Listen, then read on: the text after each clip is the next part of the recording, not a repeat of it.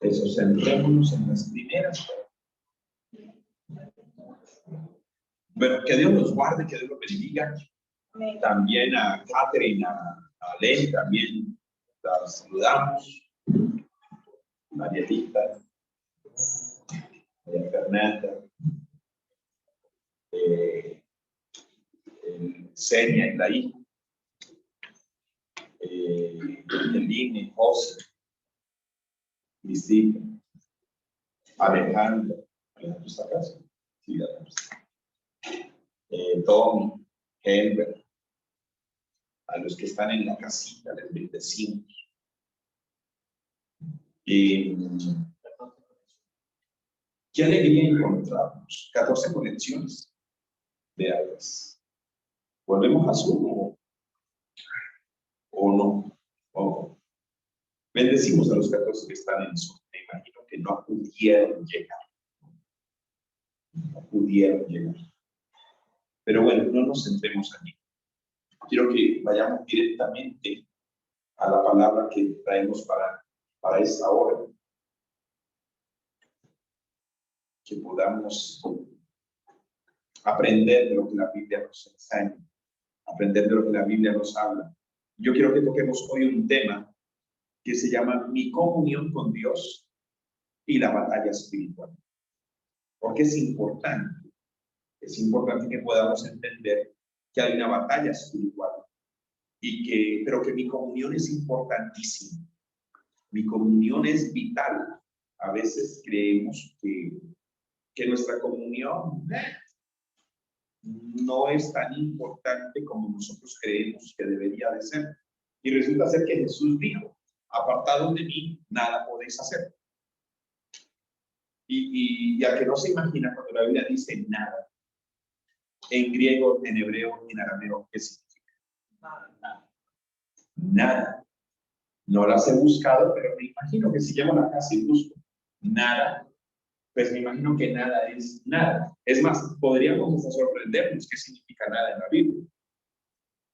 Entonces, si la Biblia dice que apartados de mí nada podéis hacer, imagínense de aquí en adelante lo que significa nada y la importancia que es nuestra comunión para con Dios. Ahora, la Biblia lo deja muy claro en Zacarías 4:6 y me gusta leerla y la voy a leer en la versión lenguaje sencilla. Dice así, así que el ángel me explicó, Dios le está mandando un mensaje a Zorobabel y es el siguiente. Dios le está mandando un mensaje a Zorobabel y es el siguiente. Zorobabel, no hace falta que seas poderoso, ni necesitas un gran ejército. Lo único que necesitas es mi espíritu. Miren lo que Dios le manda a decir a Zorobabel con el ángel.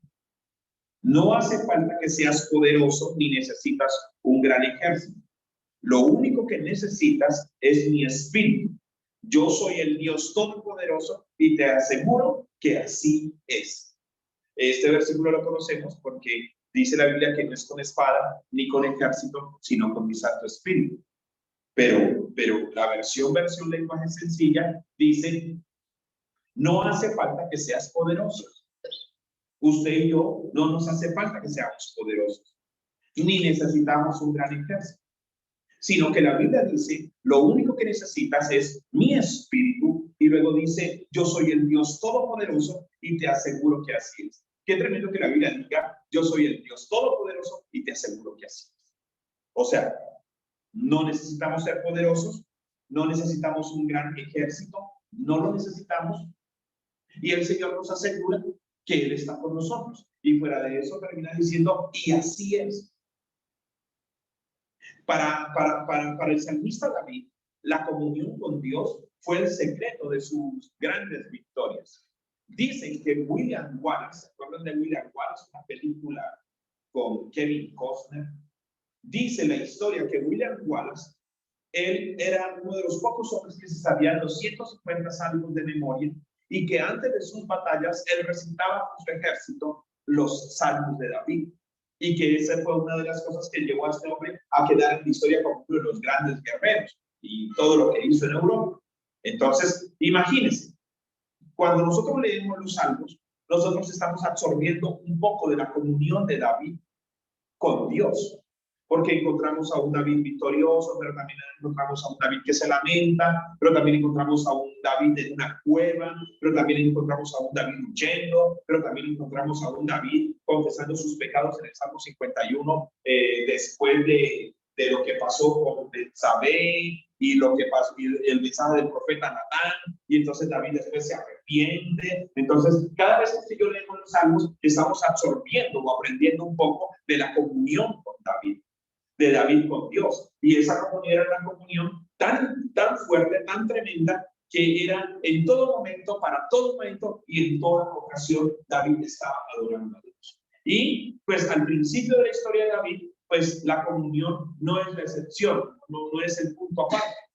Encontramos a un David teniendo comunión con Dios antes de salir al escenario público. Encontramos a un David teniendo comunión con Dios cuando todavía no era el rey David. Encontramos a un David teniendo comunión con Dios antes de matar a Goliat. Encontramos a un David teniendo comunión con Dios cuando ni siquiera Isaí, cuando el profeta vino y pidió que trajeran a sus hermanos para ungirles, ni siquiera David apareció dentro de los hijos de Isaí. O sea, encontramos a un David mucho antes de aparecer en el escenario público adorando y teniendo comunión con Dios. Cuanto más nosotros. Me gusta poner la situación bien crítica. A mí me gusta poner la situación bien crítica. Yo creo que no exagero cuando voy a la Biblia y encuentro una situación bien crítica. Me gusta cuando el salmista David dice, caerán a tu lado 1000, a tu diestra 10,000. Me gusta entender que ese pasaje dice, te van a lanzar 1000 flechas a tu izquierda, te van a lanzar 1000 flechas y caerán a tu izquierda, te van a lanzar 10,000 flechas y caerán a tu derecha, y ninguna de las 11,000 flechas te va a tocar a ti. Y uno siempre piensa, yo siempre pienso, que a mí me lancen 11,000 flechas y que 1000 caigan a mi izquierda, 10,000 caigan a mi derecha y que ninguna 11,000 flechas. O sea, una te tiene que tocar. A no ser que alguien se pare al frente tuyo y desvíe totalmente todas las flechas. Pero eso es lo que dice el salmista David, ¿no? Caerán a mi diestra 1000, a mi diestra 10,000, más a mí no llegarán. O sea, 11,000 flechas te tienen que lanzar. Y que ninguna de las 11,000 flechas roce tu piel. Dice uno, eso tiene que tener algo sobrenatural, algo poderoso. Entonces, me gusta complicar siempre la situación. Yo creo que no soy exagerado cuando complico las cosas. Yo quiero que hablemos hoy de esa comunión con Dios y la batalla espiritual, pero quiero que analicemos algunas situaciones. Primero que describamos a Goliat. Vamos a describir a Goliat. A la luz de la palabra, vamos a describir a Goliat. Porque vamos a hablar un poquitico de Goliat cuando pelea con David, o de David cuando vence a Goliat. Vamos a describir a Goliat. Según 1 Samuel 17, del 4 al 7, miren quién era Goliat. Había traído unas imágenes en mi celular para irse mandando, pero los niños están utilizando mi celular para la clase. Pero la idea que yo iba a ir hablando, me acabo de acordar, y les iba a ir mandando imágenes. Pero les debo las imágenes. Pero yo tengo las imágenes más o menos en un promedio, entonces puedo irles describiendo. Analicemos primero quién era Goliat. 1 Samuel 17:4. Salió entonces del campamento de los filisteos un paladín, el cual se llamaba Goliat de Gat, y tenía una altura de 6 codos y un palmo. Y traía un casco de bronce en su cabeza y llevaba una cota de malla, y era el peso de la cota 5,000 ciclos de bronce. Sobre sus piernas traía grebas de bronce y jabalina de bronce entre sus hombros. El asta de su lanza era como un rodillo de telar, y tenía el hierro de su lanza 600 ciclos de hierro, e iba su escudero delante de él. A ver, traduzcamos esto al tiempo de hoy. Que si usted lee este pasaje en la versión lenguaje sencilla, o si usted la lee en la versión NTV, la versión NTV inmediatamente traduce eso, todos esos pesos se los traduce al día de hoy. Me gusta porque la NTV de una se los traduce. No tiene usted que traducirlo, sino que ya en la Biblia están traducidos. A ver, ¿quién era Goliat? Versículo 4. Salió entonces del campamento de los filisteos un paladín, el cual se llamaba Goliat de Gat, y tenía una altura de 6 codos y un palmo. 6 codos y un palmo es un promedio de una persona de 2,90 metros. Entre 2,90 metros, la mayoría atinan en 2,90 metros, pero de acuerdo a la medida de aquel momento y de aquella época, algunas eran un poco más precisas, se dice que dentro de 2,90 metros a 3,45 metros. Dejémosla en 2,90 metros para que usted no exagere. 2,90 metros. Póngame en esta pared cuánto tiene, Luis. De altura. ¿Unos 4? Ok, imagínese a un Goliat de 2,90 metros. O 3,45 metros. Ese es el rango, pero casi todos son 2,90 metros, ¿vale? 2,90 metros. Imagínese un hombre de 2,90 metros en aquel momento. Ahora, no solo se lo imagine. Imagínese lo que tenía encima. Y traía un casco de bronce en su cabeza. Y llevaba una cota de malla. Cota de malla era una camisilla era una camisilla que se ponían y cubría la armadura. Esto era para protegerlo a él, esto ayudaba al calor para que no se calentara mucho la armadura. Pero imagínense una camisilla de huequitos, como esas que se usaban anteriormente los hombres, que eran esqueletos de huequitos. Imagínensela, pero de material de hierro. Y dice, y traía un casco de bronce en su cabeza y llevaba una cota de malla, o sea, una camiseta. Goliat llevaba una camiseta y el peso de esa camiseta era de 5,000 ciclos de bronce, o sea, 57 kilos. 50 y ahora, imagínese un hombre de 2,90 metros con una camiseta de ¿cuántos kilos? 57 kilos. No era un lánguido. 2,90 metros no era solamente la altura, era masa corporal también. Ahora, dice el versículo 6, sobre sus piernas traía grebas de bronce y jabalina de bronce entre sus hombros. El versículo 7 dice, el asta de su lanza era como un rodillo de telar, o sea, en la parte de madera. Y tenía el hierro, esa era la madera, el hierro, o sea, la punta de la lanza, la punta de su lanza era de 600 ciclos de hierro. E iba su escudero delante de él. Solo la punta de la lanza de Goliat pesaba 7 kilos. Entonces, súmele 7 kilos, súmele 57 kilos y súmele el peso de un hombre de 2,90 metros, 3 metros. O sea, era una masa corporal de guerra, era una máquina de guerra. Ahora, veamos la descripción de David. Ojo, muchos dicen que David era pequeño bajo de estatura. No tiene base bíblica. David no era un hombre bajo de estatura. Solo que cuando peleó con Goliat, David tenía entre 14 y 15 años. O sea, era un niño. Pero David no se quedó de 14 ni de 15 años. David creció. Ahora imaginémonos a David. Primera de Samuel 17, 12, 14 y el 42. Y David era hijo de aquel hombre, efrateo, de Belén de Judá, cuyo nombre era Isaí, el cual tenía 8 hijos. O sea, Isaí tenía 8 hijos. Téngame en cuenta ese 8 hijos, porque lo podemos llegar a necesitar para sacar más o menos la edad de David. Isaí tenía 8 hijos. Y en el tiempo de Saúl, este hombre era viejo y de gran edad entre los hombres. Y los 3 hijos mayores de Isaí habían ido para seguir a Saúl a la guerra. Los 3 hijos mayores de Isaí habían ido a la guerra. 3 hijos. Si David era el menor, son 4 hijos. O sea que entre los 3 hijos de Isaí y David había 4 hijos más. Y si Números dice que a la guerra solo iban jóvenes de 20 años, o sea, a la guerra solo podían ir jóvenes de 20 años. Si con Saúl se habían ido 3 hijos, los mayores, permítame un poco de locura creer que eran jóvenes y que posiblemente el mayor o el menor de los 3 hijos tenía mínimo 20, 23 años. Faltaban 4 hermanos más para llegar a David. Si la mamá de David tuvo un hijo por año, David llegó a tener 15 años. Pero si la mamá de David tuvo un lapso de 1 año y medio, David llegó a tener posiblemente 13 a 12 años. La Biblia no habla de la edad de David, pero que solo diga que los 3 hijos mayores estaban con Saúl en la guerra. Faltaban 4 hijos más.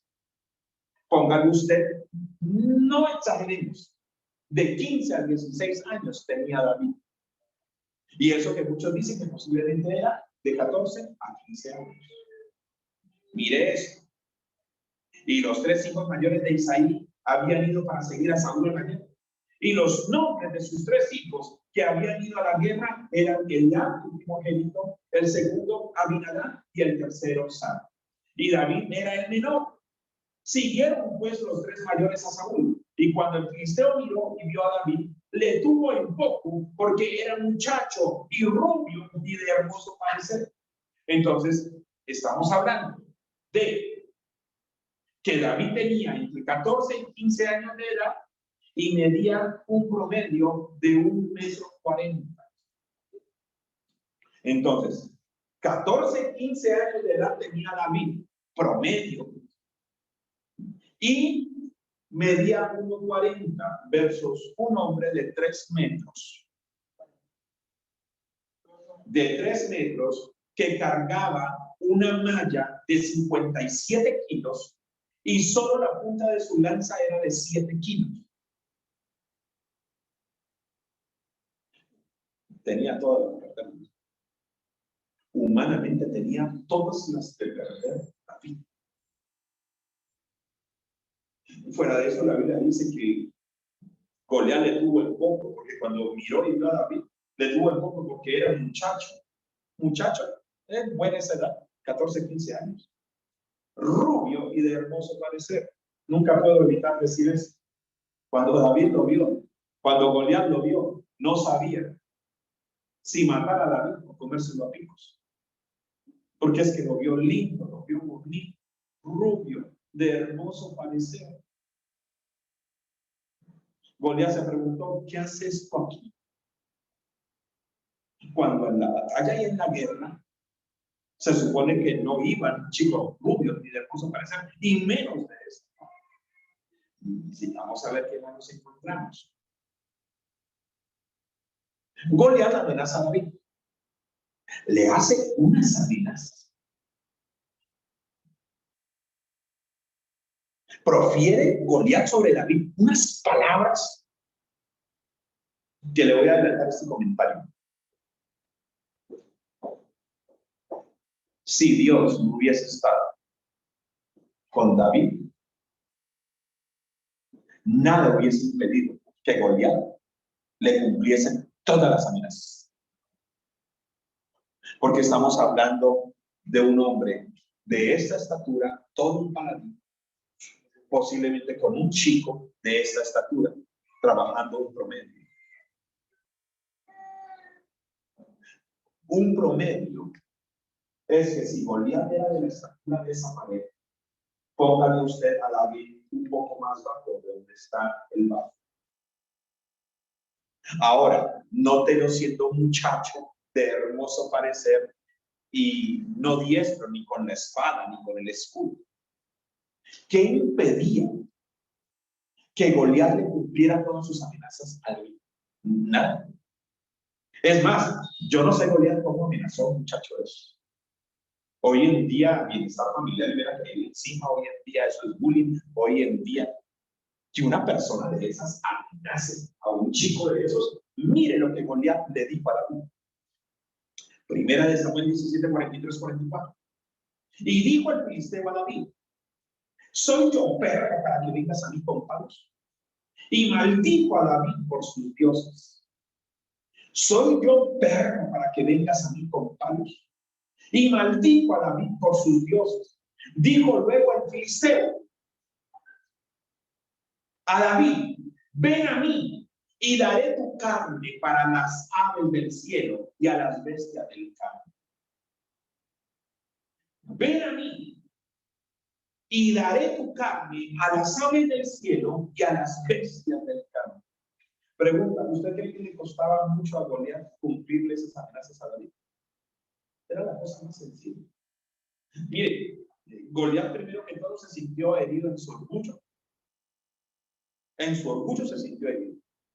Porque cuando usted y yo vamos a 1 Samuel 17:1, la Biblia nos dice que el ejército de Israel estaba en un monte y que el ejército filisteo estaba en otro monte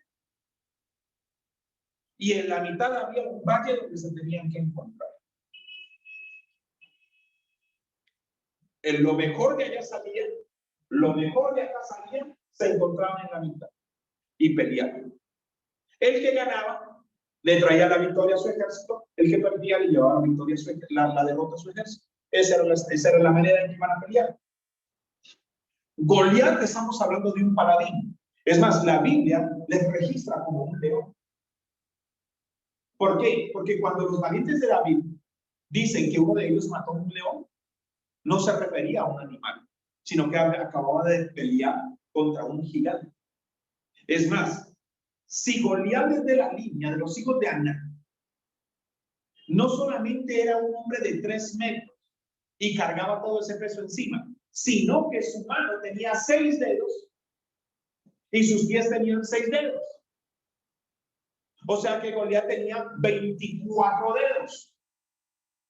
Imagínense si un hombre de esos no le puede cumplir una amenaza a un chico de esos. ¿Cómo Goliat se siente humillado? Goliat se siente humillado porque lo mejor de los filisteos, que era él, venía a la batalla y lo mejor del pueblo de Israel venía a la batalla. Goliat estaba acostumbrado a pelear con lo mejor de lo mejor. Goliat era un hombre sin duda alguna de muchas cicatrices. Goliat era un hombre posiblemente de una apariencia tosca.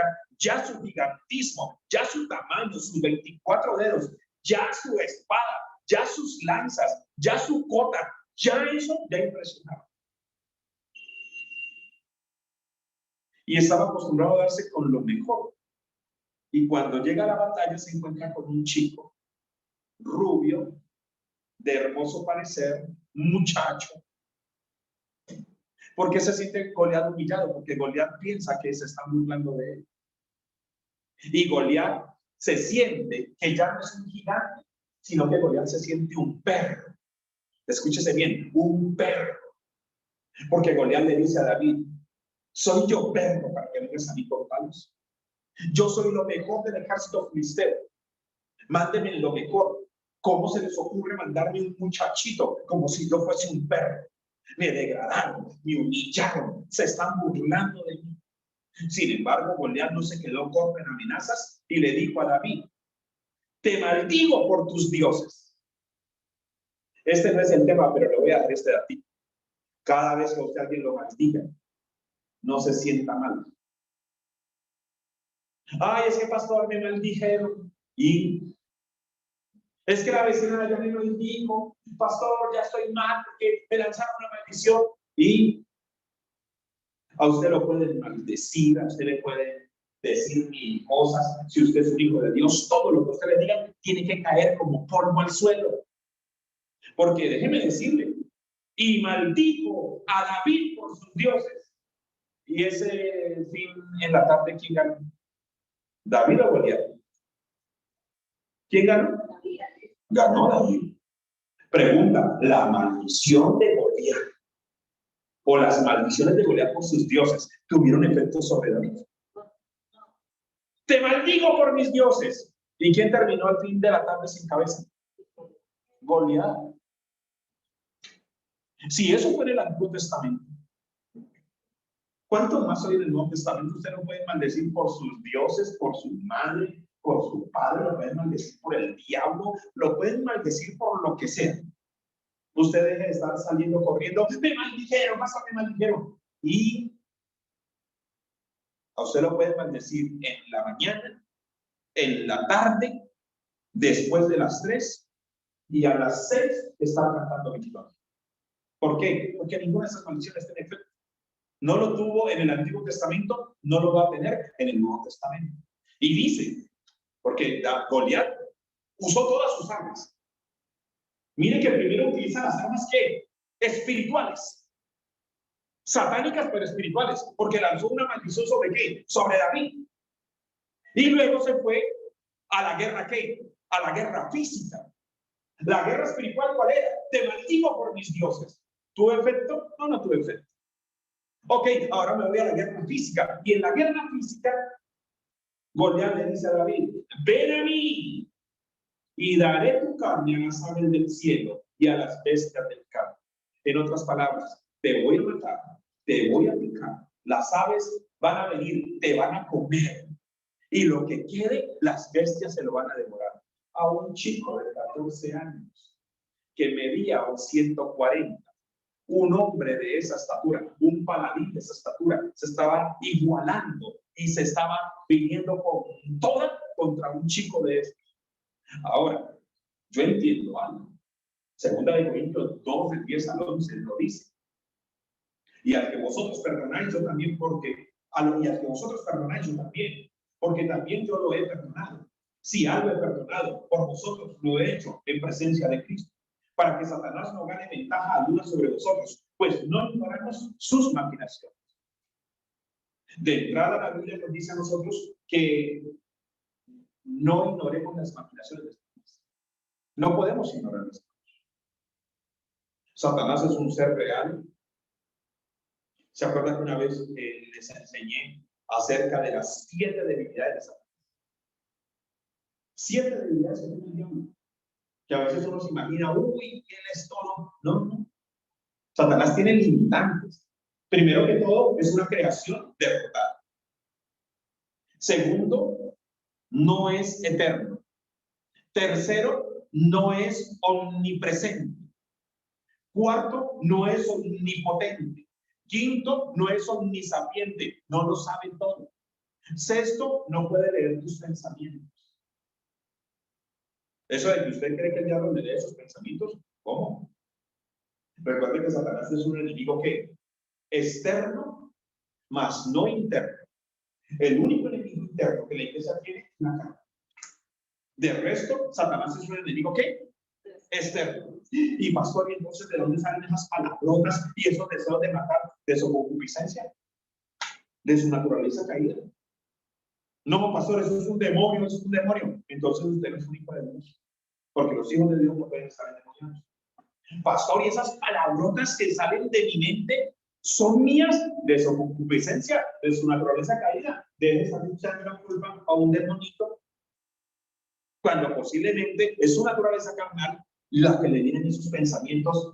Llene su mente con la palabra de Dios, porque es que reconozcamos que a veces le salen a unos pensamientos tan macabros, tan asesinos, tan suicidas, tan pornográficos, tan pervertidos. Y uno siempre descansa diciendo, es el diablo, no soy yo. Quiero matar a mi marido mientras duerme, dice Jacqueline, otra que viene que yo conozco.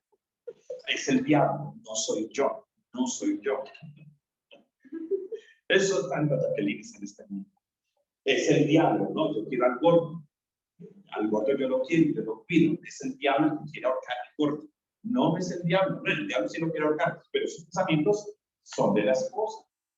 Hoy es que no soporto y me gustaría y yo le haría a ti. Entonces uno dice, es el diablo. Pero luego nos estamos dando cuenta que no es el diablo, que el único enemigo interno que hay dentro de nosotros se llama carne, que Satanás es un enemigo ¿qué? Externo. Que Satanás es como un satélite, gira alrededor de la Tierra, pero nunca será nuestro núcleo. Nuestro núcleo es el Espíritu Santo. O sea, el que incide desde adentro de nosotros no es el diablo, sino el Espíritu de Dios. Entonces la Biblia a mí me dice, para que Satanás no gane ventaja alguna sobre nosotros, pues no ignoramos sus maquinaciones, no las podemos ignorar. No podemos pensar que Satanás no hace nada. No podemos pensar que el diablo es inofensivo. No podemos pensar que Satanás es un diablito con cachos y con cola. Pastor, ¿de dónde salió la imagen de que Satanás tiene cachos, cola y que es rojo? En la Edad Media se creía que si usted se burlaba de sus enemigos, usted los debilitaba. Escúchese bien. Entonces, 2, 3 personajes dijeron, o sea que si nos burlamos del diablo, ¿lo debilitamos? Sí, ok. Entonces dibujémoslo ¿con qué? ¿Con qué? ¿Con qué? Dibujémoslo de color rojo. Y alguien por allá dijo, pongámosle cachos. Y otro por allá dijo, pongámosle un tridente. Y otro dijo, pues a burlarnos más, pongámosle cola. Ojo, lo que le estoy diciendo es verdad. Ellos creían que burlándose de sus enemigos los debilitaban. Entonces, la imagen del diablo, esa de cachitos, cola y tridente, simplemente fue una estrategia de hace muchos años, porque pensaban que si nos burlábamos del diablo, lo íbamos a debilitar. Y no, lo que terminamos sacando es una figura mundialmente conocida hoy en día, y dicen que es el diablo.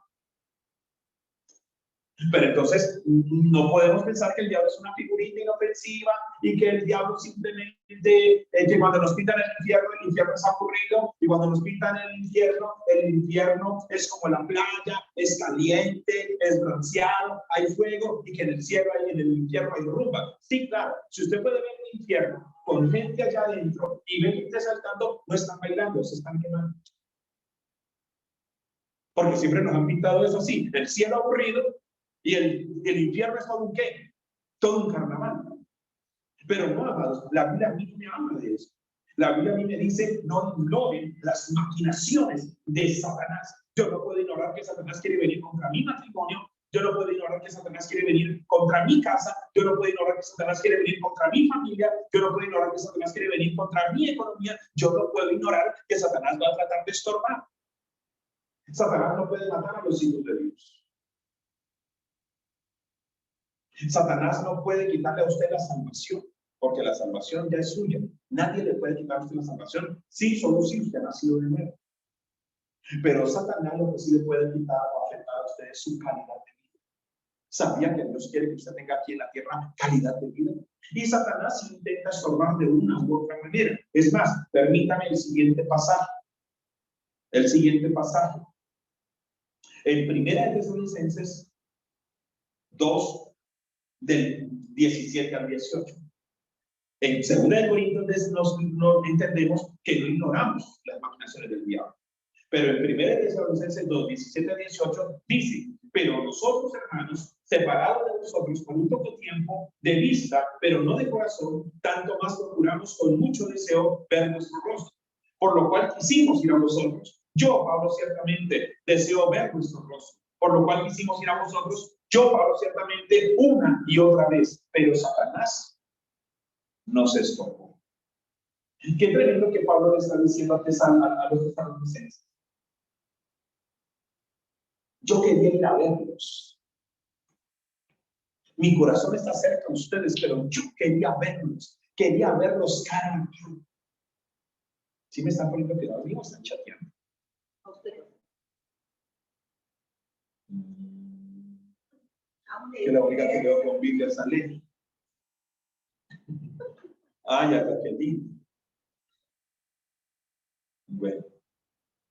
Ya.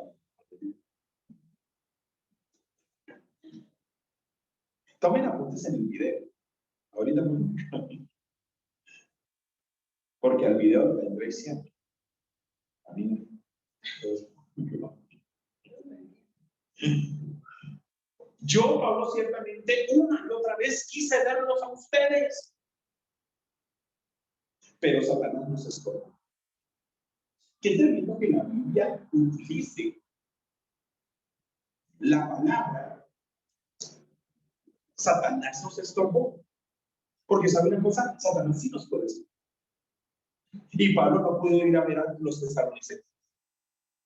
Ahora, permítame utilizar un comentario de una de las Biblias, si no estoy mal, del comentario de Hamilton Conservator, acerca de la palabra estorbar. Dice que Satanás le bloqueó el camino cuando quería ir a Tesalónica. La palabra que usa Pablo aquí Es la palabra enkotein en griego, o como se pronuncie. Yo no estoy pronunciándola, simplemente lo estoy leyendo. La palabra estorbar que Pablo utiliza aquí es la palabra enkotein.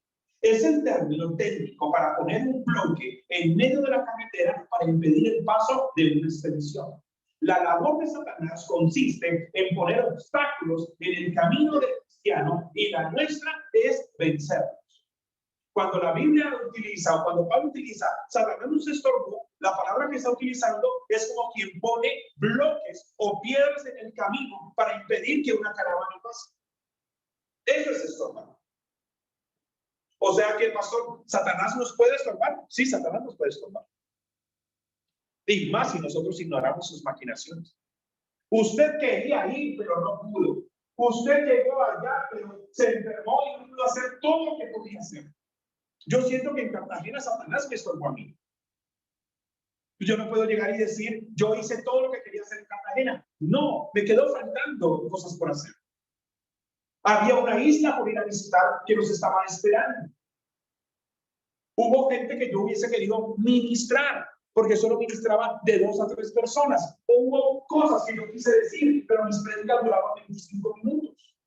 Yo siento que Dios nos dio la victoria de una u otra manera, pero yo sí siento que Satanás nos estorbó. Nos restó, nos menguó un poco. Iba por el premio mayor, que era la vida nuestra, pero Dios nos dio.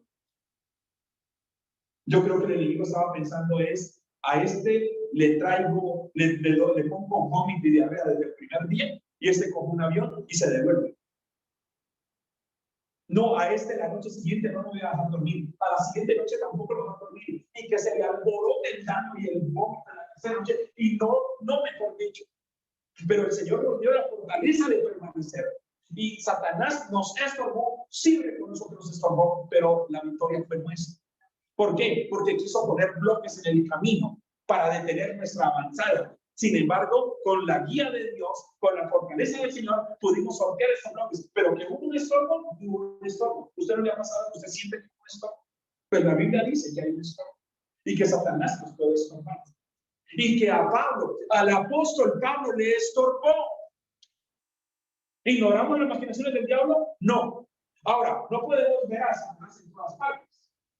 No podemos empezar a ver demonios en todas partes y maleficios en todas partes. Es que, pastor, me echaron un maleficio. ¿Y qué?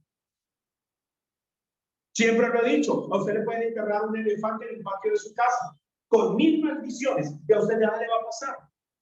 Porque la Biblia dice, caerán a su lado 1000, a su 10 a 10.000, más a usted no llegarán. Usted a veces siente la atmósfera pesada. Usted a veces siente que como que la atmósfera está pesada. Y va a orar, y usted siente que Satanás está estorbando su oración. Si usted deja de orar, se pone de pie, deja de orar y se va a ver el desafío.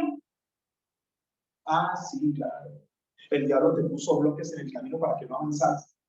Y no avanzaste.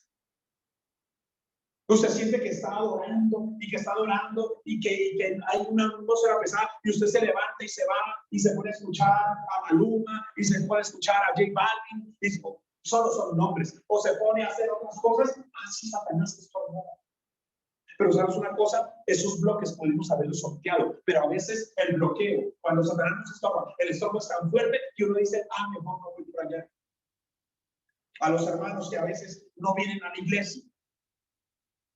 Es que Satanás me estorbó porque mi tobillo, porque mi pie, porque mi familia, porque mi tío, porque mi prima, porque el almuerzo, porque la comida. Satanás te estorbó y te dejaste estorbar. Pero pudiste haber sorteado eso. Claro que sí, pudiste haberlo sorteado, pero en esta ocasión te dejaste estorbar por el diablo. Y entonces muchos dicen, no, pero el Espíritu me dijo que no es eso. No, el Espíritu Santo no te va a decir eso. Te estorbó el diablo primero. Porque la Biblia dice, si dejar de congregarse, muchos tienen por costumbre. Y a muchos nos estorba el diablo porque les llegó la visita, porque lo uno porque lo otro. ¿Sabe cuántas veces yo me he parado en este púlpito con ganas de estómago? ¿Sabe usted que he estado en congresos? He estado en congresos donde eso podía venir. Y me van a tener que rodear más de uno porque encuentro a 4 que se me están durmiendo y somos 8. La voy a nombrar a usted la despertadora oficial. ¿Vale? Somos 8:04, se me están durmiendo. 8:04 dormidos. Dios mío. Y esa enseñanza tan buena que está.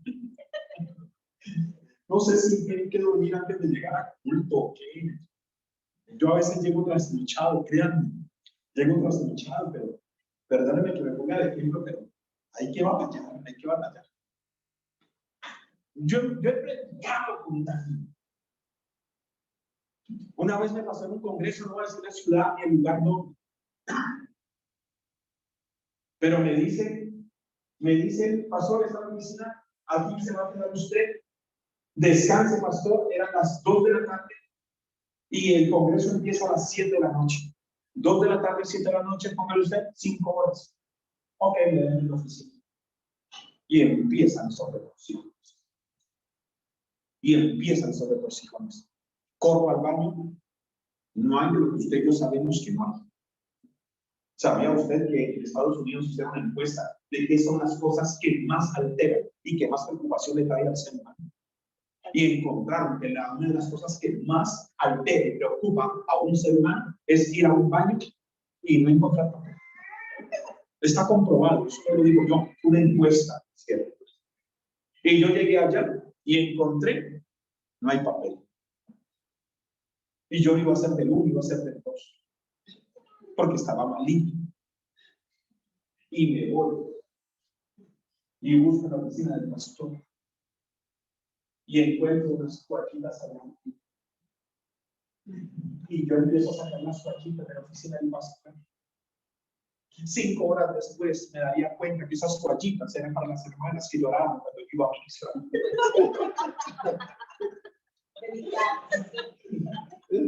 Esas 5, créanme que yo estaba ministrando a las 8 de la noche y cuando yo veo que entra a la oficina del pastor y sacan las cuachitas, yo digo, ay, mi padre, perdóname, yo no sabía que era para sacar las lágrimas de los santos. Sí, obviamente pues yo no dejé las sucias allá, no, quiero dejar claro. Pero créanme que cuando yo vi que las hermanas entraron y sacaron las toallitas, yo dije, perdóname, Señor, eran las toallas para las lágrimas de los santos. Y yo haciendo porquerías con usted. Y mire, amados, que cojo las toallitas, voy combinando y me entra un retorcijón. Porque la sede era muy grande.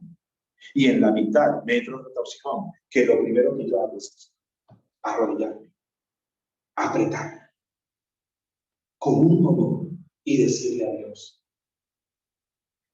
te pido, Dios, por amor a tus hijos, no me dejes caer en vergüenza. Aquí, Dios, aquí. Yo te lo cuento aquí y se escucha gracioso. Pero imagínate esa tarde, yo arrodillado en la mitad del púlpito, donde a las 5 de la tarde iba a estar lleno de sillas, y arrodillarme y yo decirle a Dios, por amor a tus hijos, aquí, no me dejes caer. Como pude, me levanté y fui al baño. Regresé. 4 de la tarde, otra vez corre. Pero esta vez fue mucho más intenso, tan intenso que me llevó a tirarme al suelo. Y le dije, Señor, tú sabes lo que pasaría si yo hago esto. Déjame llegar. Aquí no, por amor a tu siervo, voy a quedar en vergüenza. Tendría que irme, tendríamos que cancelar. Porque no tengo ropa. Aquí no, Padre, aquí. Yo siento que esa trampa del Satanás me estorbó. Sin embargo, el Señor me dio cola de ángel, no sé. Pero yo lo único que hice fue levantarme, ir al baño. Y fue la última vez que fui al baño que ella. Cuando ya eran las 7 de la noche, ya todo el lugar estaba lleno de los pastores, los ministros, apóstoles, profetas habían entrado. Donde yo me había arrodillado, estaba lleno de apóstoles y de profetas. Ahora yo estaba en el púlpito, listo para ministrar, listo para predicar una noche, una administración que muchos en esa ciudad todavía dicen inolvidable. secando a los santos cuando yo oraba por ellos, sus lágrimas, con las toallitas que yo me había robado, que había quitado. Pero es que ¿quién les manda a poner papel en el baño? Yo he predicado en unos estados y a veces no nos congregamos por unas bobadas. No nos congregamos porque llegó visita, no nos congregamos porque tenemos gripe, no nos congregamos porque nos dolió aquí, no nos congregamos, mire, amados, perdónenme si suena feo y si suena orgulloso. Pero barbuchas a ustedes les da ejemplo de que yo he predicado aún en peligro de muerte. He predicado con dolor, he predicado con daño, he predicado con bragas reventados y tener que decirle al pastor cuando se le salió un cablecito y me estaba perforando el cachete, tener que decirle al pastor, pastor, por favor, urgente, pongan la alabanza y consíganme un alicate. Un alicate, pastor, y pongan una alabanza. Pastor, nunca recordamos este alicate. Ok, entrar al baño, coger el cable sin tiempo de empezar a saltar, sino coger el cable y empezar a jalar. Entregar eso y empezar a profetizar con los dientes de Dios. El Señor me ha dado a mí la fortaleza de predicar, sabiendo que afuera nos están esperando para perdernos. Nos ha dado la fortaleza de predicar sabiendo que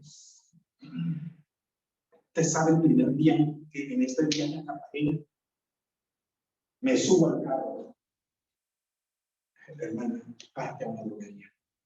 Pastor, le pasó algo. Siento que algo me cayó mal. Martes, yo llegué el martes. Yo llego el martes al mediodía y me está recogiendo el martes a las 5. Yo le estoy diciendo que algo me cayó mal para esta droguería. Me compro una pasta. Hermana, estamos lejos, pastores al otro lado de Cartagena. Y yo ya apretando. Yo, Dios mío, al otro lado de Cartagena. Y trancó mis 5 de la tarde en Cartagena. Llego a la alabanza, llego en medio de la alabanza, a la oración, y decirle a la hermana que está allí, por favor, consigue un baño urgente. Cuando me consiguen el baño, sale la pastora y otros pastores habían llegado a saludar. Y yo, ¿cómo no saludo a mis conciertos? Hermana, les bendigo, yo ya retorcí con mi esposo. Mi hermana, consigan un baño. La hermana me dice, pastor, el baño está, mi Señor, gracias, porque el baño quedaba, mejor dicho, al fondo de la iglesia quedaban los baños. Llego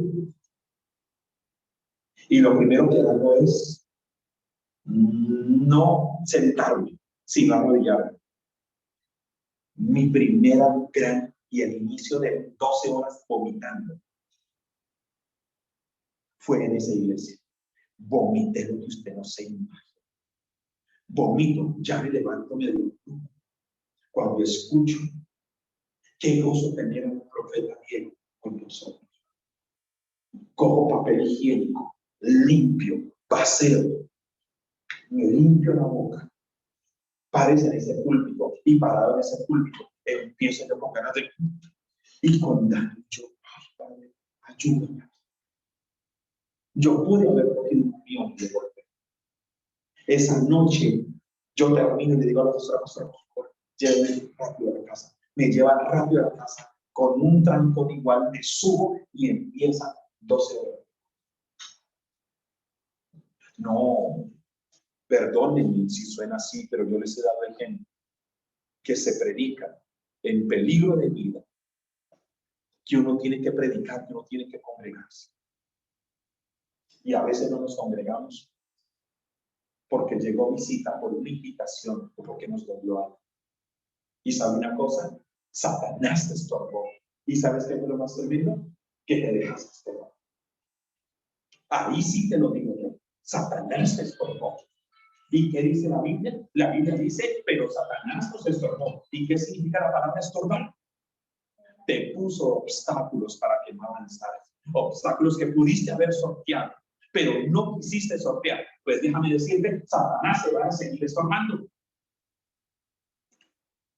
¿Usted cree que esa tarde yo no pude haberme cogido sentado y haber pedido un hotel, lleven a otro lugar?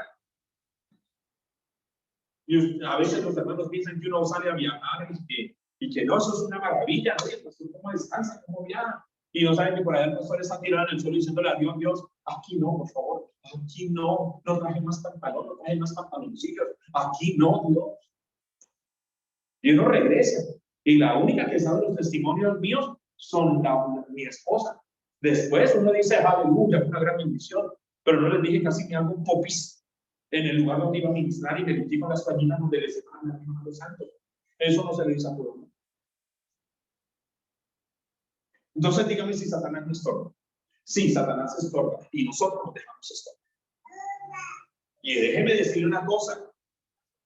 Dios ve esas cosas. Dios ve esas cosas y dice, a estos para qué les doy más si estos cualquier agua los espanta. A estos para qué les doy más si miren. Y a ese pastor que casi se hace la mitad, a ese, a ese le tengo otras cositas guardadas. No se echa para atrás con esa, no se echa para atrás con ninguna. ¿O ustedes que creen que cuando mi hijo Simón nació, para mí era fácil subirme en un púlpito y estarme diciendo, a la pastora le dio preeclampsia, se la llevan en una ambulancia? Y la pastora viene y me dice, hermano Diego, ya mismo le ponemos un avión para Bogotá. Y yo había hablado con mi esposa y mi esposa me había dicho, nuestros hijos no nos van a sobrar para predicar el evangelio. Y yo decirle a la pastora, tengo que estar hoy y mañana. Después de mediodía, póngame la mano. Y que usted esté subiéndose a un púlpito y subiéndose a un púlpito pensando, mi esposa preeclampsia, el niño, la vida de mi esposa, el niño, y que cuando me suba me digan, pastor, su hijo acaba de nacer. Y usted ni imaginarse. O sea, ni acordarme yo de qué prediqué. ¿Sabe por qué no me acuerdo de qué prediqué? Porque en mi cabeza estaba mi hijo, mi esposa, yo lejos y ellos en el mundo. Satanás nos quiso estorbar. ¿O usted qué cree que el día que murió mi padre? Estaba aquí en Bogotá a las 11:30 de la noche en el sur de Bogotá. Y yo me preguntaba por qué me duelen los brazos. Y qué bobadita, se me acababa de olvidar. Aquella noche, en aquella vigilia en el Santo del Sur de Bogotá, que a las 11 de la mañana, en Palmira, yo había enterrado a mi papá y con mis propios brazos yo lo había palmeado. O sea, a las 11 enterré a mi papá. Cogí un avión, llegué a Bogotá a empatar con una vigilia y seguir predicando. Y al otro día pasar a Lenin. Ese matrimonio de Lenin a mí nunca se me olvida. Y al otro día, en la mañana, una escuela profética. En la tarde, a las 3, 4, casar a Lenin. ¿Y cómo le iba a cancelar el matrimonio a Lenin? Luego Javi o Lenin salen y me dicen, pastor, ¿se quiere quedar? Y pues yo le dije, pues perdónenme, no estoy quedado. Pues lo que acaba de pasar. Y al otro día, domingo, alistarme para venir a predicar al púlpito. Dios me guarde de querer ponerme como ejemplo con ustedes. Pero ejemplo, no sé si yo le doy ejemplo de humildad. No sé si yo le doy ejemplo de sencillez. No lo sé. No lo sé si yo les doy ejemplo de amor. Yo no lo sé. Pero de una cosa sí yo quedo tranquilo. Que les doy ejemplo de que uno aparece porque aparece. De que uno predica porque predica. Con los dientes flojos, con la cola floja, con cualquier cosa floja, pero que uno tiene que aprender. Porque eso a veces se me marcó desde pequeñito. Las cosas con Dios son primero. Después lo ven a uno en lugares de autoridad. Y ese porque es el paranoico. Mire, ese es porque es amigo de Rubén. Ese es porque es. No, es que se ha pagado un precio para eso.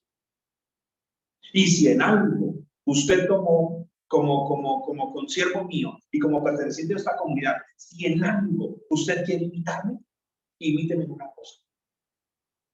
Que uno se predica porque se predica, se reúne porque se reúne, se congrega porque se congrega, pero que el diablo, aunque él quiere estorbarnos, Él nos estorba y nos dejamos estorbar, pero que nosotros podemos sortear, todos somos partidos de él. Si en algo me quiere imitar, imíteme en eso, porque en eso yo sí tengo autoridad. En eso sí tengo autoridad. Ni enterrando a mi padre, ni enterrando a mi madre, ni mi esposa pariendo, ni con daño, ni con salmonelosis, ni con disentería, muriéndome, ni siquiera con eso me dejé parar en un púlpito.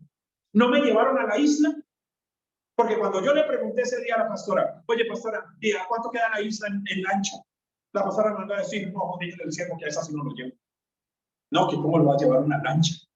¿Cómo lo voy a llevar a una isla? Ya se me enferma y ¿qué hago con él? Ok, déjeme entonces en Cartagena, pero mañana y pasado mañana sí predico. Satanás nos estorbó, sí nos estorbó. Pero el Señor no te va a mentir. Perdóname si me quedé en ese pedacito, pero es que hay cositas que es mejor dejarlas claras. Por tamaño y armas, Goliat pudo cumplir todas sus amenazas a David, pero simplemente Dios no le dio una victoria de vida.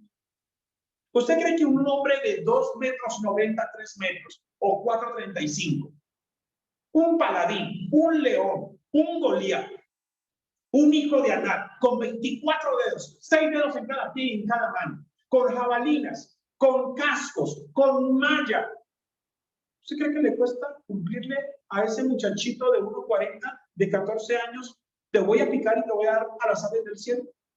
No, esa amenaza se decía, se cumplía la cosa más sencilla, como picar cebolla y tomate. Para Goliat era eso.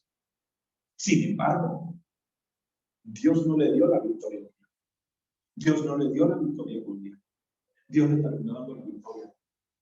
Ahora, David, su comunión con Dios, fue una de las herramientas importantísimas para vencer a Satanás. Mire, el trato de Dios con David y la comunión de David con Dios fueron importantes. Si usted es un hijo de Dios que lleva por lo menos más de 2 años, 3 años de cristianismo, usted tiene que saber que los tratos que Dios ha tenido con usted le han dejado enseñanzas para los siguientes tratos. ¿O no? Yo a mi edad veo una crisis y lo primero que digo es: toda crisis tiene fecha de vencimiento. Toda promesa tiene fecha de cumplimiento. Los altares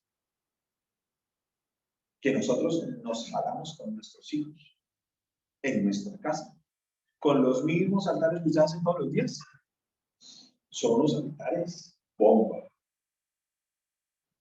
¿Sabe por qué? Porque yo entiendo que en los altares mi esposa y yo nos estamos vaciando.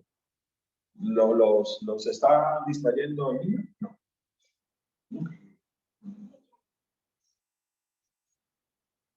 Yo entiendo que en los altares es el momento de que mi esposa y yo nos vaciamos totalmente sobre nuestros hijos. Y a veces nos pegamos unas solladas en los pulmones. Hijos, los podrá dejar quien sea, tengan cuidado. Esta semana que fue la altar de la paciencia, unos versículos de la paciencia, y les decíamos: hijos, cuando haya una crisis, no salgan corriendo, no salgan a suicidarse, no salgan a emborracharse, no salgan a hacer nada de eso. Esperen en Dios, porque Él va a orar. Y se quedan. Y el padre, el primero que dijo fue: papito, o sea, papá, no como las personas que se ahogan en el alcohol. Y yo, eso, va, no como los demás que se ahogan en el alcohol. Y esto y lo uno y lo otro. Y si algún día papá o mamá llega a faltar, hijos, pues no les faltará a ustedes quien los ame, quien los cuide, pero permanezcan firmes, porque el Señor está allí. Los prepara uno para cualquier situación. ¿Sabe por qué? Porque la experiencia de los tratos con Dios le enseña a decir a los hijos: no se preocupen, no se preocupen. Dios terminará dando la victoria. Tengan paciencia, no se desesperen, confíen. 3 cosas que nosotros marcamos a nuestros hijos es: Dios es todopoderoso, Él les promete y les va a cumplir. Dios no es mentiroso. Él les va a cumplir toda promesa y Dios los ama, hijos. Nunca se sientan, ay, a mí nadie me ama, a mí nadie me quiere, ay, yo soy el último de la familia. Dejen esa agua. Les marcamos esas tres cosas. Porque sabemos que un día van a necesitar saber que Dios los ama, que Dios no miente y que Dios es todopoderoso. O sea, tu trato, mi trato, el trato de Dios conmigo, el trato de Dios contigo, te ha enseñado cosas para tú enseñárselas a los demás. ¿O no? Me parecería extraño que usted sea tratado por Dios, que hayan tenido momentos difíciles, que usted todavía en la siguiente prueba se pregunte, ¿y cómo es que hago? Ah, pues acuérdate en la anterior, que oraste y ayunaste. Pero yo no ayuné y no oré. Ah, pues acuérdate en la anterior, que no ayunaste, oraste y mira con lo mal que te fue. Pero de algo te tienes que acordar de la prueba anterior. O sea, te tienes que acordar que hiciste, o te tienes que acordar que no no hiciste. Te tienes que acordar que lo que hiciste que fue bueno, pues hazlo en esta. Y te tienes que acordar que lo bueno que no hiciste, en esta sí tienes que hacerlo. Los tratos de Dios contigo y conmigo nos tienen que servir para sortear los tratos de aquí en adelante. Se llama experiencia, amados. Se llama madurez, amados. Pero usted no le puede coger un trato como si nada. Usted no le puede coger un trato como un novato. A usted un trato no lo puede coger como un neófito. A usted un trato lo tiene que coger como. Dice en la anterior, yo hice esto, en la anterior lo uno, en la anterior lo otro. Tu trato y tu comunión con Dios son dos herramientas vitales para tú tener victoria en medio de batalla. Pero a veces, amados, no hicimos esto en la prueba anterior. En la siguiente tampoco lo hicimos. En la siguiente tampoco lo hicimos. En la siguiente, oye, locura, dijo Albert Einstein, es hacer siempre lo mismo, buscando un resultado diferente. Eso es locura. Insensatez es hacer siempre lo mismo, buscando un resultado diferente. Si tú siempre haces lo mismo, ¿qué vas a obtener? Lo mismo. Pero no puede ser que en el trato anterior no oré, no ayuné, viví la vida loca. Y por gracia usted pasó ese tiempo difícil. En este, no oré, no ayuné y voy a vivir la vida loca. Entonces dice uno, o sea que usted le está pasando el tiempo, los tratos de Dios y no ha aprendido nada. Yo de muchos tratos entiendo y digo, bueno, me pasó eso. En el siguiente trato, ya sé que me toca leer más la Biblia. En el siguiente trato, ya sé que me tengo que humillar más. En el siguiente trato. Y entonces después los hermanos lo ven a uno y dicen, uy, pero pareciera que Dios no trata al pastor. No. Dios trata a todo el mundo. Satanás no ataca a nadie que no le estorbe. Y Dios no prueba nada. No, sí, claro, los tratos vienen para usted y para mí iguales. Simplemente que uno por inteligencia espiritual dice, no, pues venga, son 35 años siendo tratado por Dios. Algo tiene que aprender usted. Por lo menos entienda que se tiene que tirar al suelo y humillarse. O por lo menos entienda que fue muy grosero. O por lo menos entienda que está muy altanerito con Dios. Por lo menos practique eso y verá que es el mismo trato de Dios, es la misma batalla, pero algo ha aprendido. Y Goliat y David no fue la excepción. Mire cómo los tratos de Dios con David y la comunión de Dios, de David con Dios, le ayudaron a vencer a Goliat. Primera de Samuel 17:33. Mire estos pasajes tan maravillosos. Abra su Biblia, encienda su app, prenda su tablet, acérquese a un cristiano si no trajo Biblia, José, acérquese. Hagan algo, pero sería que está haciendo mi Biblia ni anticristiano al lado. Alguien que se le ha ganado a Seria. O que Seria se le haga alguien con mi Biblia. Ya, Seria, que la Biblia. ¿Esta de quién es? Ah, esa es de la Pinoza. La dejan, la regalan unos facturas y la dejan por ahí. Primera de Samuel 17:33. Mire esta belleza. Goliat, David, le quiere poner a David la armadura de Saúl, porque David va a ir a pelear con Goliat, y le dicen a David, no, usted es muy muchacho, no vaya por allá, y mire esto, dijo Saúl a David, no podrás subir contra aquel filisteo para pelear con él, porque tú eres muchacho, y él un hombre de guerra desde su juventud. David respondió a Saúl, mire lo que David le responde a Saúl. Tu siervo era pastor de las ovejas de su padre, y cuando venía un león o un oso y tomaba algún cordero de la manada, salía yo tras él y lo hería y lo libraba de su boca. Y si se levantaba contra mí, yo le echaba mano de la quijada y lo hería y lo mataba. Fuese león, fuese oso, tu siervo lo mataba.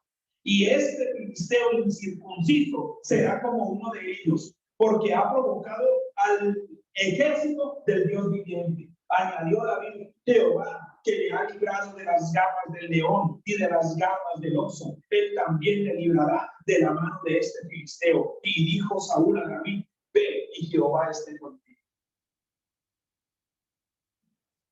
David era nuevo en el ejército de Israel, pero su experiencia a solas con Dios le estaba dando unas herramientas.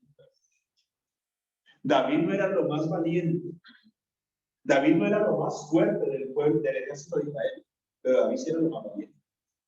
David ni siquiera sabía utilizar una armadura porque le pesaba mucho. Era un muchacho, no tenía fuerzas para usar una armadura. Así de muchacho sería. Que hasta la armadura del rey, ojo, la armadura de Saúl, a David le intentan poner la armadura de Saúl. ¿Y saben qué era la armadura de Saúl? La armadura con mayor tecnología, la armadura más protectora, la armadura más ligera. Era lo mismo. Al rey se le ponía lo mejor de lo mismo.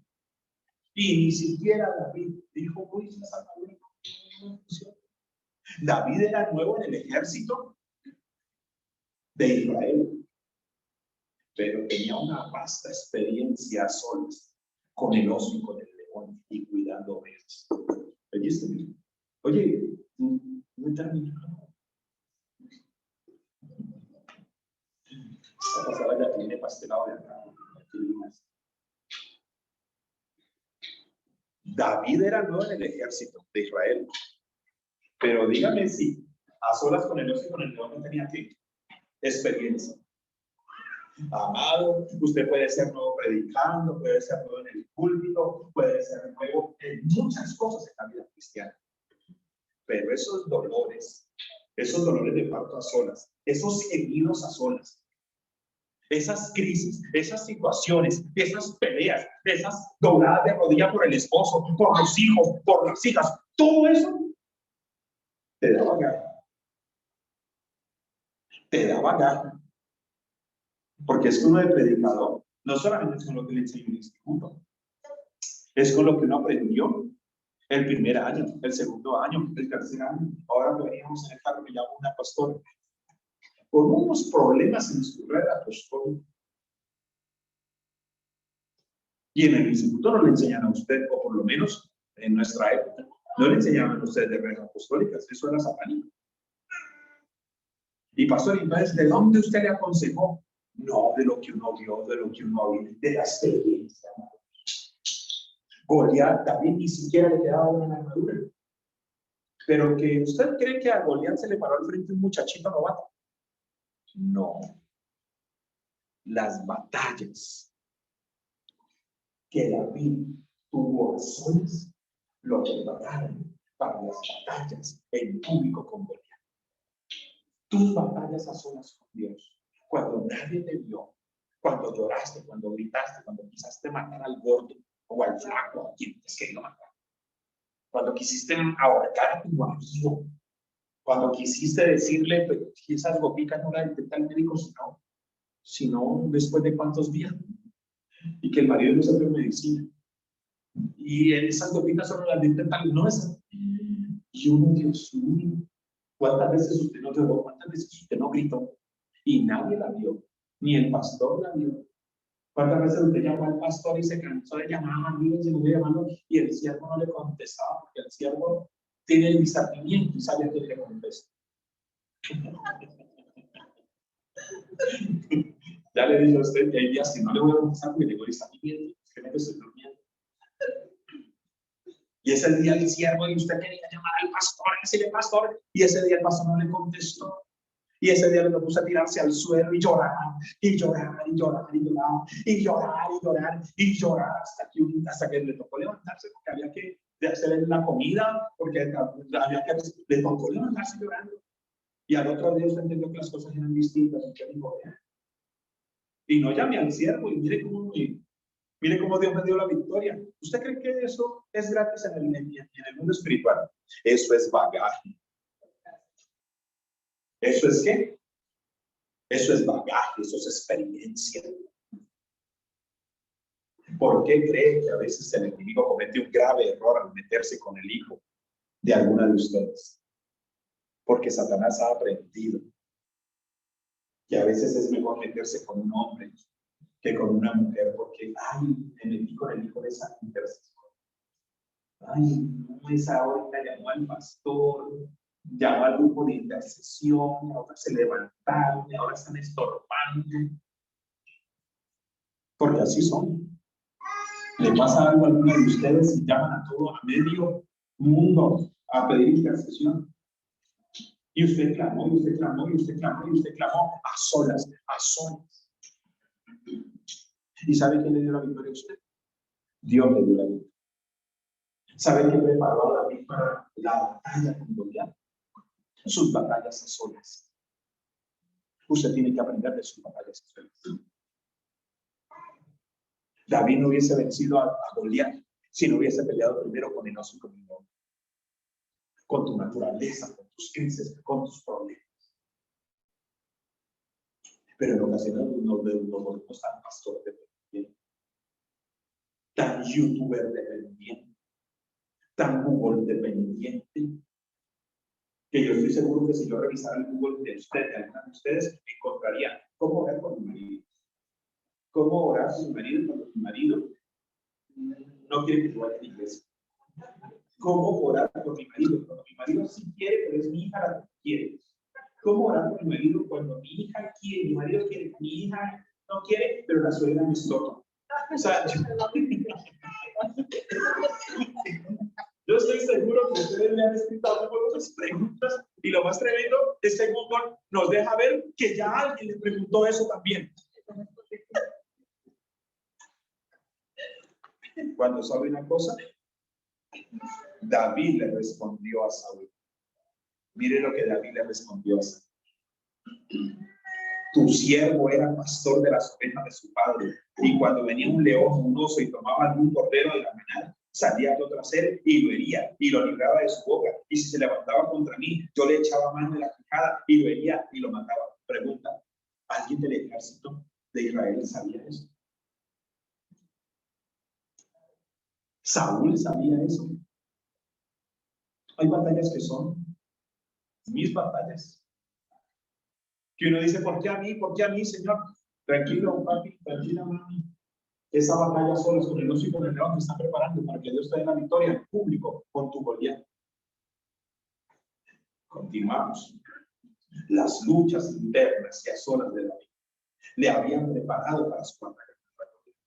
Su comunión con Dios, su adoración, no solo le había preparado para vencer a Goliat, sino también su vida de oración. Escúchese bien.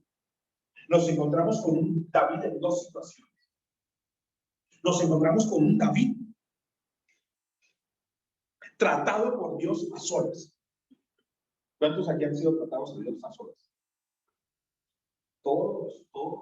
Yo creo que Gaby, yo creo que Alejo, todos tenemos batallas. Aquí yo creo que el único que no tiene batallas es Tomás. Por ahora. A no ser que algún día le haya tocado el tetero de cara. Pero yo creo que aquí en este cuartito, yo creo que Tomás es el único que de resto, ¿cuántas veces hemos dicho y pasa un día y nadie nos hace un biberón? Pero hemos aprendido que el lluvia no llega porque llega. ¿Cuántos aquí no hemos sido tratados? ¿Cuántos aquí no hemos llorado solos? Yo he llorado solo. Pero pastor, usted tiene esposa, usted puede, no llora con la esposa y uno tiene momentos difíciles también, pero hay lágrimas que son solas. Pastor, ¿por qué hay lágrimas que son solas? Porque hay lágrimas que uno derrama.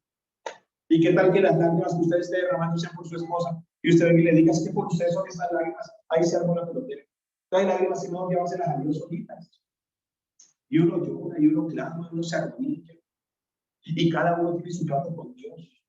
Y Dios trata a cada uno de ustedes. Créame que Dios no trata por pareja, sino que el trato de Dios en ocasiones es que individual. Porque posiblemente lo que tiene que tratar en la esposa no es lo mismo que tiene que tratar con el esposo, así sea una sola carne. O sea que, tratados por Dios, claro. ¿Eso le dio una victoria a David? Sí, amados. Perdónenme que sea repetitivo, pero se la voy a repetir. Los tratos que Dios ha tenido contigo tienen que servir para los siguientes tratos. Porque uno aprende, uno sabe. Pero David también tenía otra cosa, su vida de adoración. Pastor, ¿dónde está eso? Primera de Samuel 16. Ojo, David pelea con Goliat en Primera de Samuel 17. Y lo que vamos a leer es en Primera de Samuel 16. Significa que David pelea con Goliat en el capítulo 17 de Primera de Samuel, pero en el capítulo 16 de Primera de Samuel ya se habla de un David con una vida de adoración. O sea que cuando David llega donde Goliat, llega con dos grandes elementos, llega con dos grandes tratos, llega con dos grandes armas. El haber sido tratado por Dios a solas, peleando con el oso y con el león, pero David también llega a pelear con Goliat con una vida de ¿qué? De adoración. Pastor, ¿y dónde está eso? Primera de Samuel 16, 14, 23. Resulta ser que esto tiene que tener segunda parte. Voy a pensar. Pero bien, no tengo afán. Bueno, hoy no vamos a salir tarde, pero no tengo afán en quedarlo. ¿Vale?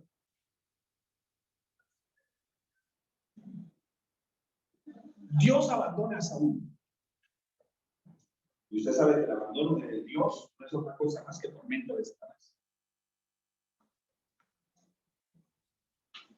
Dios abandona a Saúl. Y al Saúl ser abandonado por Dios, entran demonios a atormentarlo. Y le preguntan y le dicen a Saúl, necesitamos a alguien que venga y toque la... O alguien que cante canciones para que cuando usted cante las canciones, los demonios se vayan. Al rey Saúl. Miren lo que dice en Primera de Samuel 16, 14. El espíritu de Jehová se apartó de Saúl. Mire lo que le estaba diciendo, ¿sí? Y le atormentaba un espíritu malo de parte de Jehová. Amados, el que Dios se aparte de nosotros no es otra cosa más que el inicio del tormento de Satanás. Nunca se aparte de Dios. Porque el mundo espiritual no puede estar desocupado. Dios está con usted, los demonios huyen. Dios no está con usted, los demonios huyen. O lo uno o lo otro. Aquí lo mejor es que ¿qué? Que usted y yo no nos apartemos de ¿qué? De Dios. El espíritu de Jehová se apartó de Saúl y le atormentaba un espíritu malo de parte de Jehová. Y los criados de Saúl le dijeron, he aquí ahora un espíritu malo de parte de Dios atormenta. Diga pues nuestro Señor a tus siervos que están delante de ti, que busquen a alguno que sepa tocar el arpa, para que cuando esté sobre ti el espíritu malo de parte de Dios, él toque con su mano y tengas alivio. Y Saúl respondió a sus criados, buscadme pues ahora uno que toque bien y traédmelo.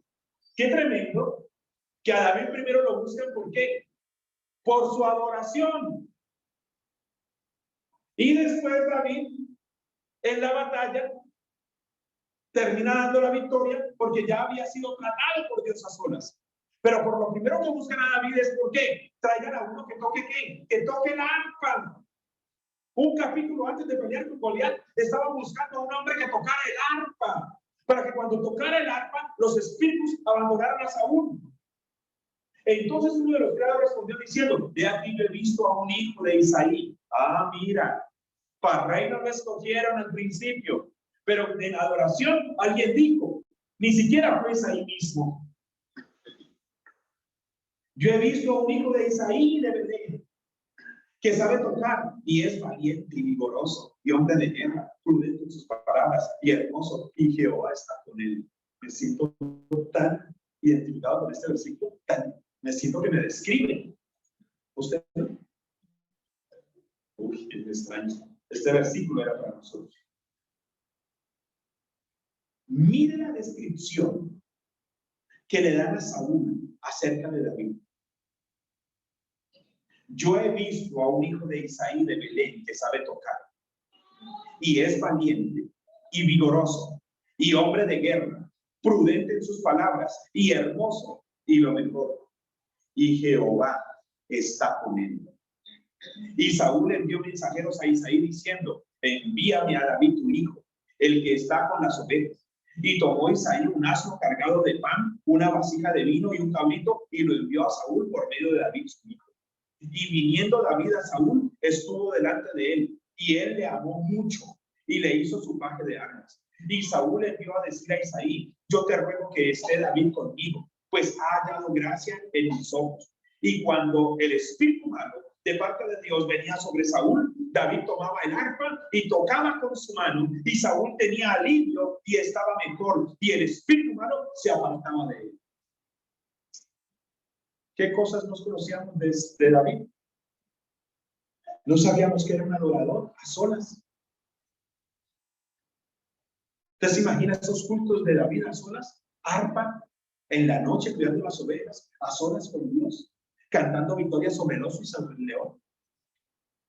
Nos estamos enterando que David era un jovencito que tocaba el arpa, prudente de palabras, hermoso, vigoroso, hombre de guerra, pero lo mejor, Dios estaba con él. Y luego nos vamos a enterar en el capítulo siguiente que David era nuevo en el ejército de Israel, pero que su bagaje en la guerra era amplio, porque a solas había matado al oso y al león y había defendido las ovejas de su padre. Mira de las cosas que uno se entera. Y Goliat ignorantemente, ¿qué le dijo?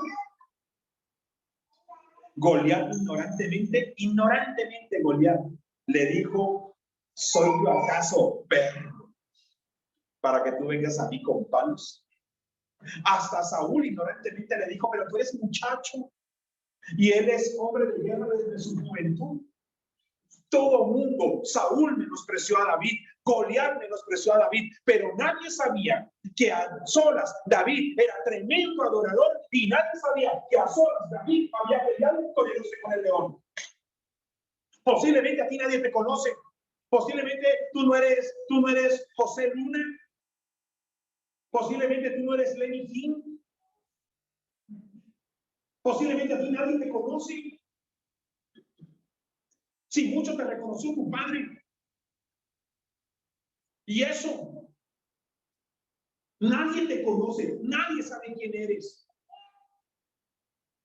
No eres Enya Maldonado, no eres Catherine Méndez, y ni que lo vayas a hacer, porque no quiero nada con los Méndez. No eres nadie conocido, nadie te conoce. Si hoy pusiésemos en un afiche, gran congreso profético, Celia, Lenny, Luis, Jacqueline, vengan. Muchos dirían por curiosidad, otros dirían quiénes son. Ah, pero pon allí la esposa de Luna, la esposa de Benny Hill. Posiblemente nadie te conoce. Mi nombre lo ponen en un afiche y créanme que hay gente que se pregunta, ¿yo sé quién es? De esos Peláez no conocemos. Conocemos tornillos Peláez y baterías Peláez. Y conocemos a Amparo Peláez y los comentaristas de fútbol Peláez. Pero ¿y ese quién es? Nadie nos conoce. Pero ¿sabes qué es lo mejor?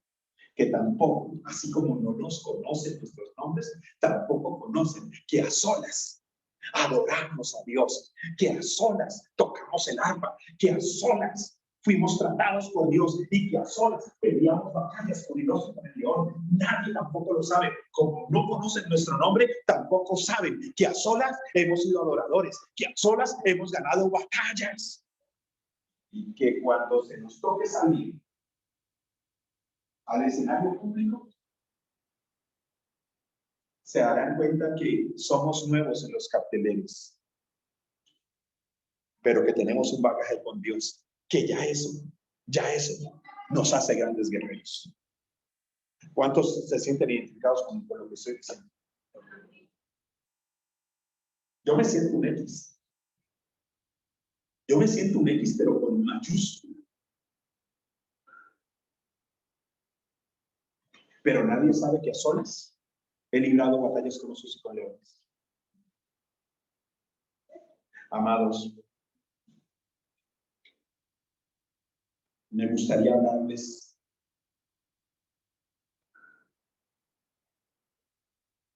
de las armas de David, de cómo era la piedra y cómo era la onda que David tenía, cómo la lanzó. Me gustaría hablarles un poquito de qué hizo que Goliat no pudiese cumplirle las promesas a David. Pero me parece que con lo que hemos escuchado es suficiente. Me gusta creer que Goliat era un hombre de 2,90 metros, David un chico de 1,40. Que cuando David empezó a pelear con Goliat, David lo miraba así. Pero cuando David cogió la onda y la lanzó, la roca pegó en la frente. La roca mató a Goliat. Ni David ni Goliat murió de una pedra en la cabeza, ni Judas murió ahorcado, sino que uno supone esas cosas. Bueno, le dicen, ¿cómo murió Judas? ¿Ahorcado, pastor? No, Judas no murió ahorcado. Judas parece ser que intenta ahorcarse en un lugar muy alto. Cuando intenta ahorcarse, la rama se parte. La rama se parte. Judas alcanza a caer, a girar, cae de cabeza. Y cuando cae de cabeza, se parte por la mitad y todas sus entrañas se pliegan. Pregunta, ¿Judas murió ahorcado? No. Él intentó ahorcarse. Intentando ahorcarse, se mató. Intentando suicidarse, se mató. Porque la Biblia dice que Judas se murió, fue partido por la mitad. O a veces nos dicen es que David mató a Goliat en una onda. No. La Biblia dice que la roca simplemente lo hirió en la cabeza. La roca quedó incrustada y él cayó de cara en el suelo.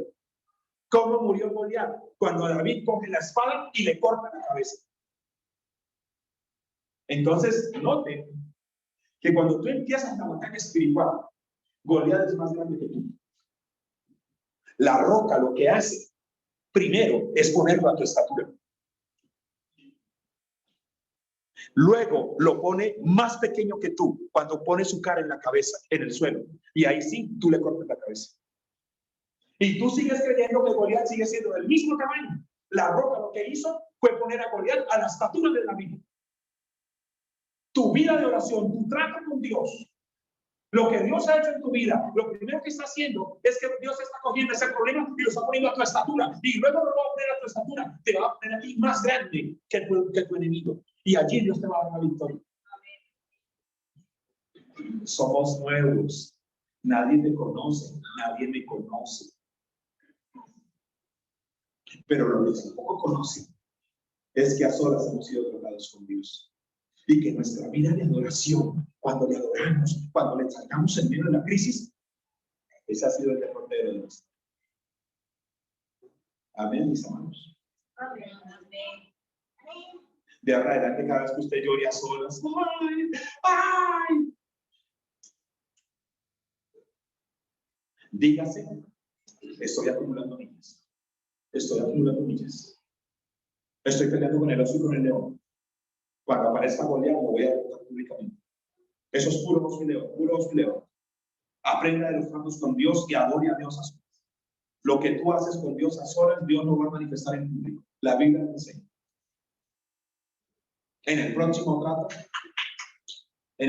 trato, aprende y aplica de lo que aprendiste del trato anterior. ¿Y a solas qué vas a hacer? Adorar.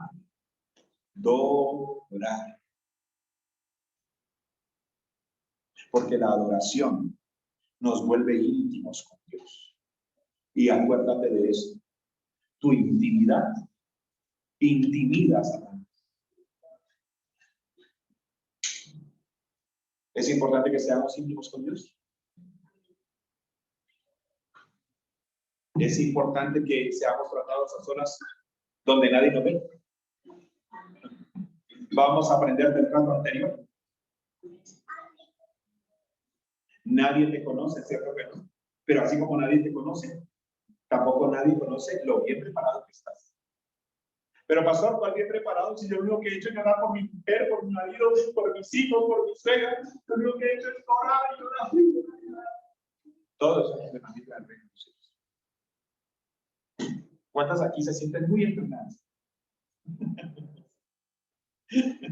La cámara no está grabando, levante la mano. Sí, pastor, ¿cuántos maridos se sienten aquí entrenados por sus esposas? Levante la mano, es un lugar seguro. Aquí su esposa no le puede pegar. De eso. Y prohibido reclamarle al marido ahorita en la calle. Prohibido. Prohibido reclamarle al marido por haber levantado la mano. Pastora, ¿dónde está la pastora?